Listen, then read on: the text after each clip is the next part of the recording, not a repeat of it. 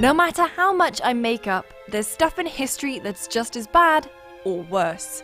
The words of celebrated author, world builder, and favourite character murderer, George R.R. Martin. Now, Martin has freely admitted that some of the most famous events from A Song of Ice and Fire and its TV adaptation Game of Thrones came from infamous events in British history. So let's go back and find out which ones. Here's 6 times Game of Thrones stole from history. There's book and show spoilers ahead, so be warned.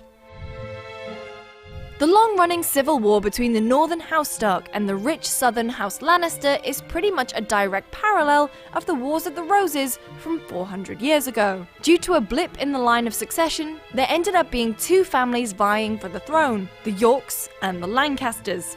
They even sound like Stark and Lannister. There was a lot of lingering resentment and scrabbling for the throne from both sides. The marriage between Henry VI and Margaret of Anjou was a political one to secure peace with France, and it's mirrored in Robert Baratheon's marriage to Cersei Lannister. They married to secure an alliance between their 2 great houses after usurping the Mad King Aerys Targaryen. Henry VI was prone to bouts of severe mental illness, meaning he was unable to rule the country. His power-hungry and ruthless wife Margaret often ruled in his stead. Kind of like Cersei, their son Edward had some startling similarities to Joffrey. Just like Joff, Edward's true parentage was often questioned, and it's widely believed that he was the product of an affair that Margaret had with one of her supporters. Just like how pretty much everyone in Westeros knew that Jaime was actually Joffrey's dad. But that's not where the similarities end. At the tender age of 13, Edward apparently talked of nothing but cutting off heads and often attacked his young friends with a variety of weapons. Sounds familiar, right? There was also a Ned Stark in the equation. Protector of the realm, Richard of York was Henry's best friend, and Margaret absolutely hated him and managed to get him packed off to Ireland when he dared to disagree with how they were ruling the country. Richard of York's son Edward would also pull a Robb Stark by backing out of an arranged marriage only to marry someone else. Luckily for Edward though, he didn't end up like Robb did. And while we're talking about character similarities, how's about Robert Baratheon and Henry VIII? In their youth, both were renowned fighters who had the love of the ladies, but as they settled down and took wives, they each gained weight, became fans of the drink, and were less than faithful to the old ball and chain. They both left the ruling of their kingdoms to other people. Robert almost never attended the small council meetings, and Henry was much the same. He preferred to let his privy council take care of matters while he spent his time hunting, which is of course another favourite pastime that he and Robert shared. Admittedly though, Robert didn't have half as many wives as Henry did. I've been sitting here for days! Start the damn joust before I piss myself. The Wall is a giant structure that stretches across the northern border to protect the 7 kingdoms from the threat of wildlings and the others that reside beyond. Its inspiration actually lies in the north of England. Hadrian's Wall stretches for 73 miles, from the banks of the River Tyne to the Solway Firth. When it was built, it stood 3 meters wide and between 5 and 6 meters tall. It marked the northernmost limit of the Roman Empire. While we don't know why it was built in the first place, it's widely assumed to be a defensive measure against the local northern tribes, who Emperor Hadrian decided would be too difficult to bring under Roman control. You should have persevered, Hadrian. I mean, Jon Snow managed to get the wildlings on side.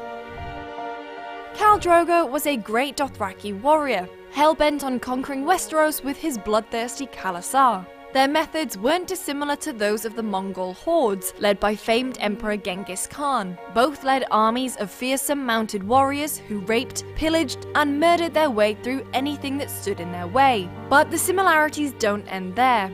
You may recall the grisly end of Viserys Targaryen, who had a vat of molten gold poured over his head. Well, it's not dissimilar to how the governor of Otrar met his maker. After royally pissing off Genghis Khan by killing a whole load of his men, Khan had the governor executed by pouring molten silver into his eyes and mouth. And you thought that pizza burn was bad. Season 3's Red Wedding is one of the most infamous events in Westeros. In one fell swoop, Tywin Lannister, Walder Frey, and Roose Bolton managed to take a whole bunch of thorns out from their side. In particular, the upstart king in the north, Robb Stark. The Lannisters and their regards.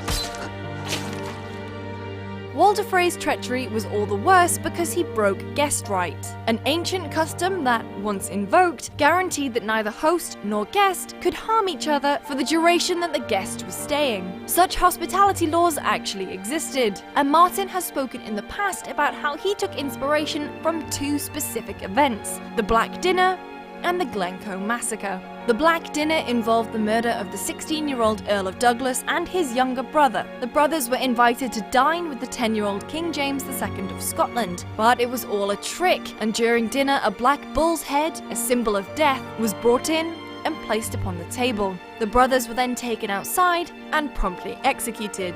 The Glencoe Massacre of 1692 had a much larger body count. Clan Campbell were guests of rival Clan MacDonald, and putting their differences aside, they brought soldiers and stayed under the roof of their enemy. For 10 days and nights, Clan Campbell accepted the hospitality of the MacDonalds, but one night the Campbells arose and murdered almost 40 members of Clan MacDonald as they slept. Houses were set on fire, and those who tried to flee into the mountains eventually ended up dying from exposure to the elements.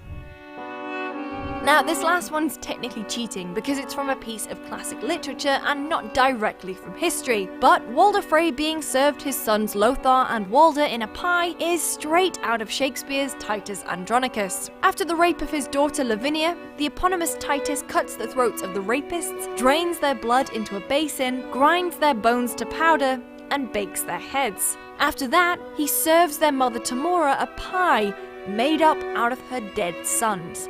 So while there's no face switching in this one, it's still equally as grim. So there we are, 6 times Game of Thrones took inspiration from history. Any I've missed? Let me know in the comments below, or come find me on Twitter, I'm at LucyJamesGames. For more on Game of Thrones, make sure you head over to youtube.com/GameSpot. All men must subscribe.